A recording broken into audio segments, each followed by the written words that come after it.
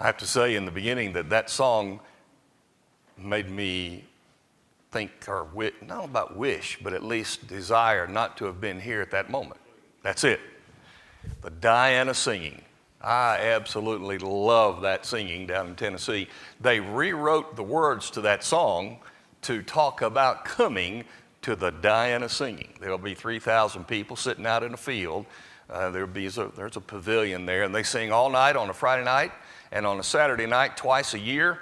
And they sing that song about come to the Diana singing, and all the bass says, meet me there. And it's really cool. So if you've never been, there are some people here who've been with me. You need to go. It is one of those bucket list things as a Christian. If you enjoy gospel singing, you just need to put that on your plan someday. And I, right now, will volunteer to drive the bus. But my only rule is when I go, unless we have a problem, it starts at 7 and it ends about 5 or 6 the next morning. And we stay all night. So I'll drive the bus sometime if y'all want to go. We'll have fun. All right. Talk about songs. Living below in this old sinful world, hardly a comfort can afford. Really? Really? We sing it, but is it true? Or how about, I'm satisfied with just a cottage below, a little silver and a little gold. Really? Are we telling the truth when we say that? Lord, just give me a cottage, the bare necessities, enough to get by. Are we really that honest when we sing those songs? This morning, we dealt with the prophet of salvation. I want to think for a minute about the mentality that speaks about the salvation of prophet. Will I really know when I see materialism in my life? Found some interesting facts, at least to me. The number one state in the United States with median family income at $87,000, state of Maryland. If you don't have an outline, think in your mind, what is the lowest?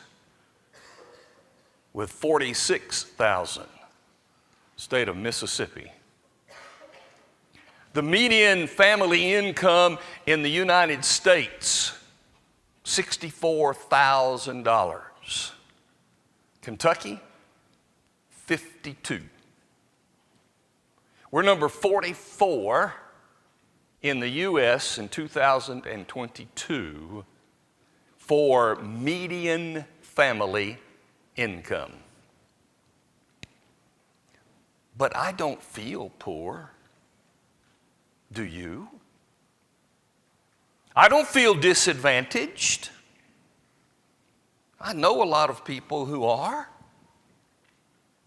But as far as we are concerned, I'm not sure those songs really apply. Because we're able to be comfortable. We're able to have what we need, and probably most of what we want. So will I really recognize when materialism enters my life? The salvation of profit is the mentality that the world presents to us and says, if you really want to be secure, if you really want to have it all, if you really want to be at peace and you really want to have comfort, you better make sure that you have physically all that you can get your hands on. I understand the mentality of those that we call the preppers. Okay. I mean, I don't have a problem with any of us being prepared for things that could happen. But I honestly am just not myself concerned of really having an overabundance of all of those things. Do you get nervous when the necessities seem not to be around? I shop when my wife gives me a list and says, go to the store. So I don't really know if things are fewer there, the shelves are more bare than they've ever been. I don't know, but I hear the statements that they are. That shelves are not as stacked and as full, and certainly the prices have gone up, and so we might get a little bit nervous. But maybe we've all lived through those ebbs and flows. I admit that I was nervous. I was nervous in 1980 because I was a college kid on an internship in Alabama. And we started having a gas crisis. And where they were, they said, these are the days that you can get fuel. And when we lined up to get fuel on those days, you had to sit for a while. And I got a little nervous. I'd never experienced anything like that before. But we made it. Materialism is the word that we use to say we are emphasizing, focusing on, and concentrating on the physical things of this life more than the spiritual things. That's what we mean by materialism. I've preached in the past an idea that says, in some ways, the biggest challenge that we have is being human. And it is. Because we are material.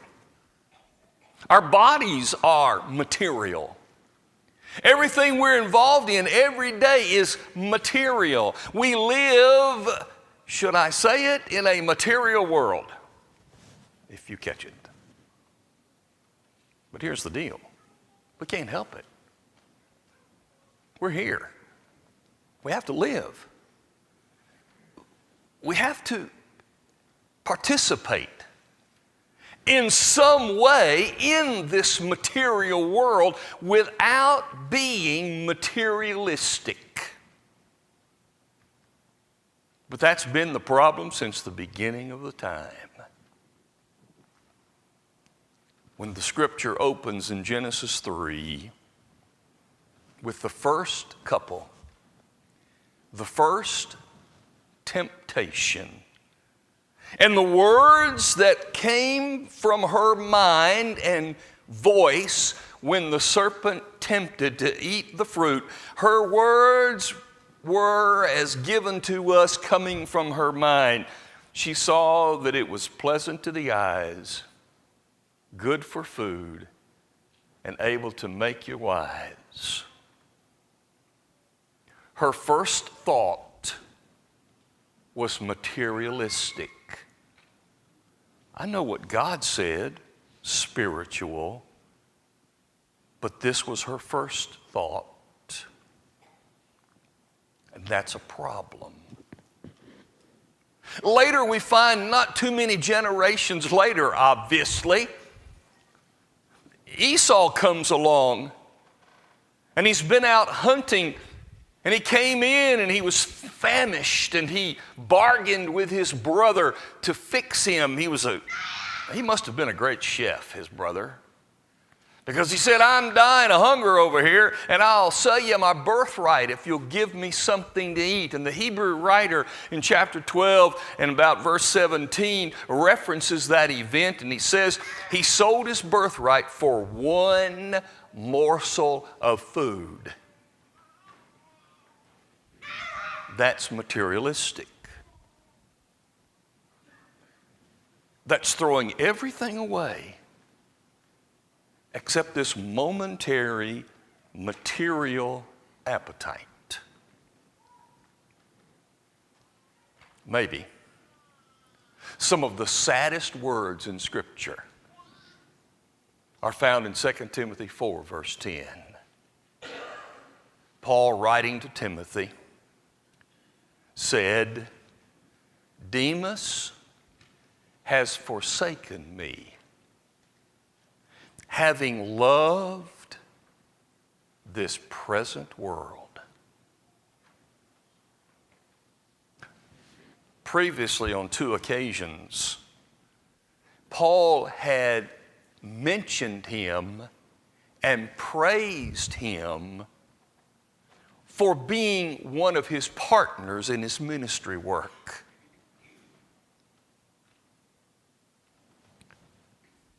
Do those words ring sadly to you? Right now, are you thinking about someone who has left you or left us because they love the present world more than they love God? Isn't that sad? This has been a problem ever since people were put here. Again, the challenge is we are material people in a material world, but we cannot be materialistic. We need to ask ourselves a few questions. If the world says, follow the salvation of profit, it is your bank account, it is your investments, it is your possessions that give you real security. We know that's not true, but we are tempted. If we're going to know, if we're going to recognize the seedlings of materialism starting to creep into our lives, let's ask ourselves a few questions. Number one, what is it that makes you the most anxious? What is it that makes you nervous? That causes you some kind of mental trauma? What causes your stomach to be upset? What is it that makes you have difficulty?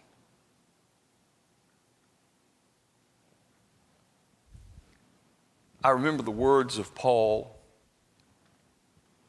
in Romans 11 when he said, my prayer and heart's desire for Israel is that they might be saved. He even floated the idea, it appears, that I could even lose myself for them. I know parents who are anxious over the spiritual condition of their children. I know our elders who have anxious moments over people who are not faithful to the Lord. At least that is the evidence of the fruit that we can see. What makes you anxious? It might indicate the beginnings of materialism. What makes you happy? What is it that puts a smile on your face? What is it that really gets you going? It makes you want to get up in the morning and do something and gives you the kind of energy that you need. For me, it's Bang energy drink. How about you? I sorta, not all the way, like you, moved on from Diet Mountain Dew. But what is it that gives you that? What do you get excited about? In fact, right here in this area, couldn't we combine those anxious and happy into one weekend? The Cats win, the Cats lose. I remember Austin saying one time to me, "Dad, I'm so tired of Mondays being influenced by what happened on Saturday." I get that. Some of us just really can't help it. But the idea is, what makes you happy? What gets you going? What is it that you look forward to? Man, what is it?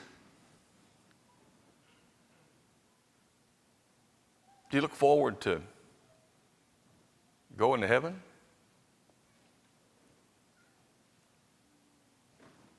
I can't ever forget the story of our dear Doris Morris. Some of you don't know it. Some of you didn't know her. She was in the hospital many years ago and died clinically. And they revived her. And I was there with Al when she looked at him and said, "I'm mad at you. Why did you bring me back here?" Can you say that? I don't know if I can say that.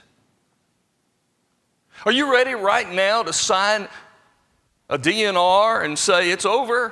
When it's over, it's over. Just let me go. I'm ready to be somewhere else"?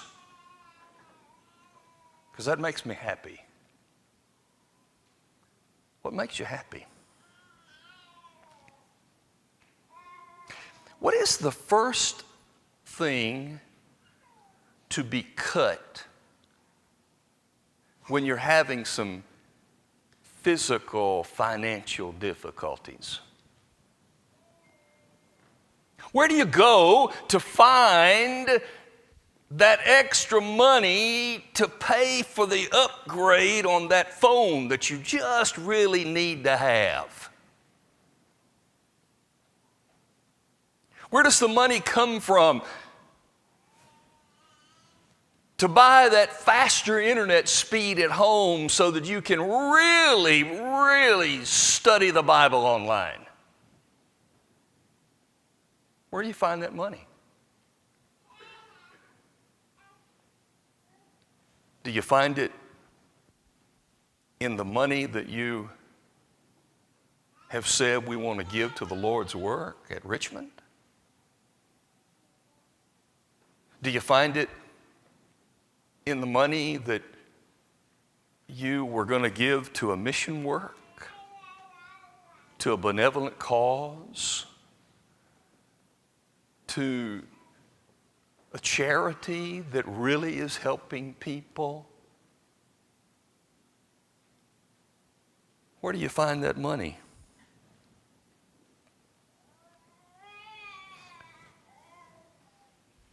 What do you do with your uncommitted time? I mean, we all have committed time. We all have to sleep. We all have to work. We all have to do the basic necessities of life, but surely there is some uncommitted time that we all have. And at that time, we go, I'm going to do this, or I'm going to do that. And when I start going, oh, this uncommitted time this week, I did this and this and this. How much of it was spiritual? How much of it was material? It might help me see the seedlings of materialism springing up. The same would be true of our uncommitted money. The finances that we have that we call the slush fund, the I'm going to do what I want to do fund. There's nothing wrong with that.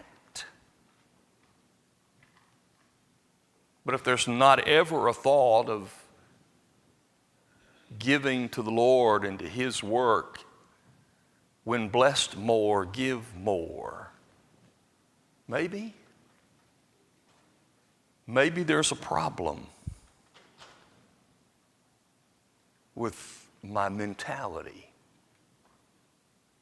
Sort of like Demas.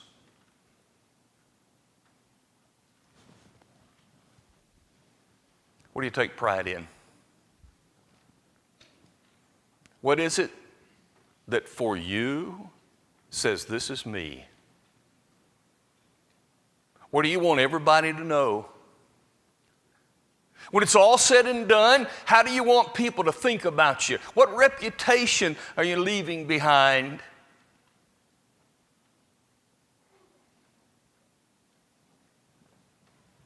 I've heard many, but I've heard Titus say it a number of times.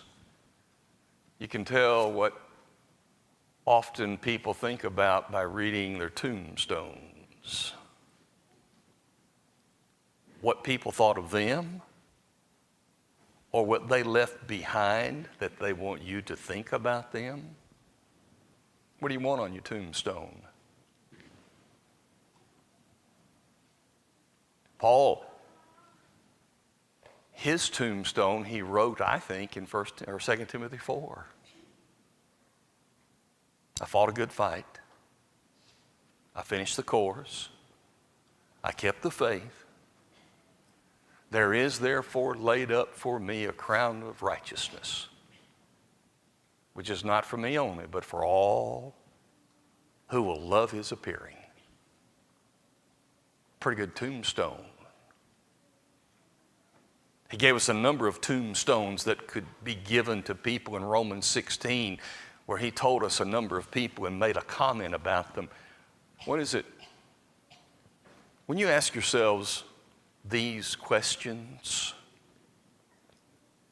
and you put them on a balance sheet between spiritual and material, and you put them on a scale, which way is the scale tipping? Which one is the heavier side? Is it the profit of salvation or the salvation of profit?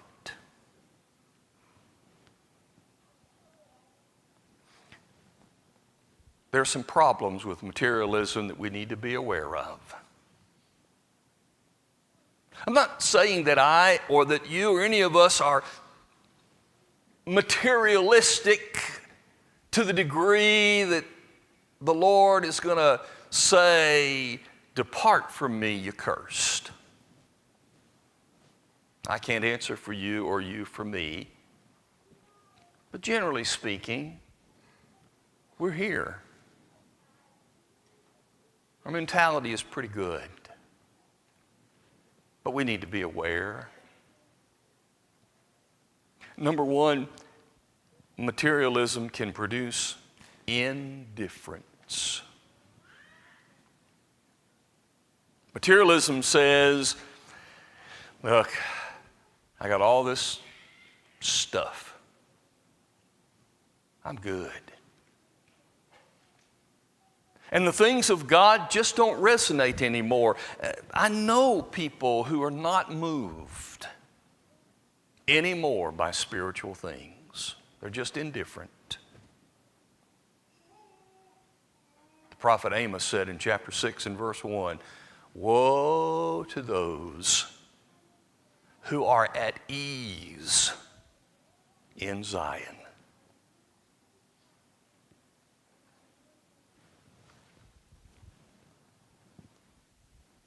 They don't care anymore. Or like the rich man who tore down his small barn to build a bigger one. In Luke 12 and 17, and Jesus said, his words were, "Eat, drink, and be merry." The things of God don't affect me. Materialism brings indifference. Materialism brings addiction. Speaking of caring for widows in 1 Timothy 5, he was talking about these widows, and he's talking about the church's responsibility to them. He's also talking about the family responsibility, but he says to some of those, and about some of those, a principle that applies to everyone in materialism. Don't care for those widows who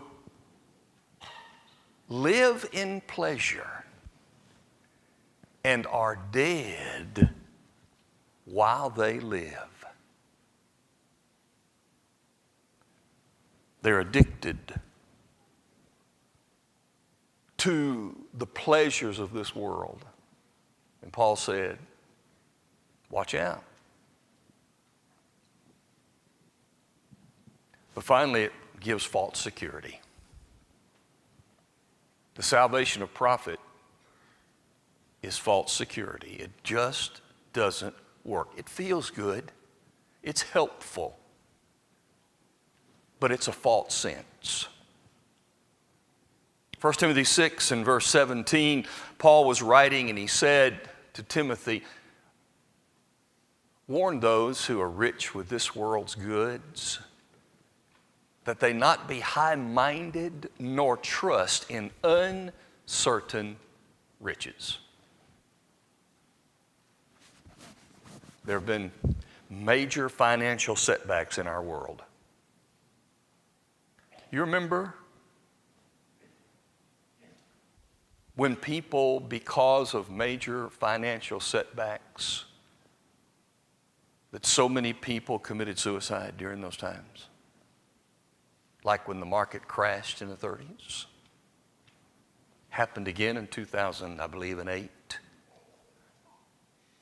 Because they were trusting in uncertain riches. St. Augustine one time said,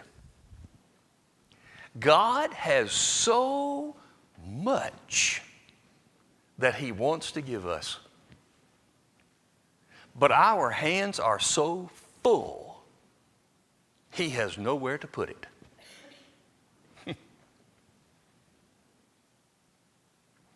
This is not an indictment on anyone, but merely a warning that says, let us be diligent. Let us be aware. Let us make sure that we are running herd on ourselves to avoid planting seeds of materialism. And the ones that are there, let's either uproot them or manage them well, because we can't get out of this material world. Because when we drink from the spiritual rock, it's not about a material thing. It's a spiritual thing. I recommend tonight, before you go to bed, read Colossians 3, 1 through 11. And let it remind us, to make the break from the material world and the materialistic attitude.